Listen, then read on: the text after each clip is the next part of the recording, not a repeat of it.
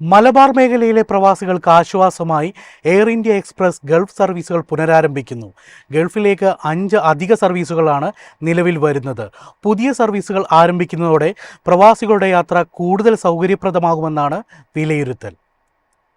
Air India എക്സ്പ്രസിന്റെ Kozhikode Kuwait, Kozhikode Salalah സർവീസുകൾ മാർച്ചിൽ പുനരാരംഭിക്കുന്നതോടെ മലബാർ മേഖലയിൽ നിന്ന് ഗൾഫിലേക്ക് 5 സർവീസ് കൂടിയാണ് നിലവിൽ വരിക. മാർച്ച് 1 മുതൽ ആഴ്ചയിൽ 3 സർവീസുകളാണ് കുവൈത്തിലേക്ക്.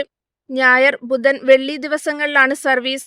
കോഴിക്കോട് നിന്ന് കുവൈത്തിലേക്ക് രാത്രി 9:10 പുറപ്പെടുന്ന വിമാനം പ്രാദേശിക സമയം 12:10 കുവൈത്തിലെത്തും. തിരികെ പുലർച്ചെ 1:10 പുറപ്പെട്ട് രാവിലെ 8:55 കോഴിക്കോട്ടേക്കെത്തും. മാർച്ച് 3 കോഴിക്കോട് സലാല സർവീസ് ആരംഭിക്കും. ചൊവ്വ, ശനി ദിവസങ്ങളിലായി ആഴ്ചയിൽ 2 സർവീസ്. കോഴിക്കോട് നിന്ന് രാവിലെ 10:20 പുറപ്പെടും. പ്രാദേശിക സമയം 1:10 സലാലയിലെത്തും.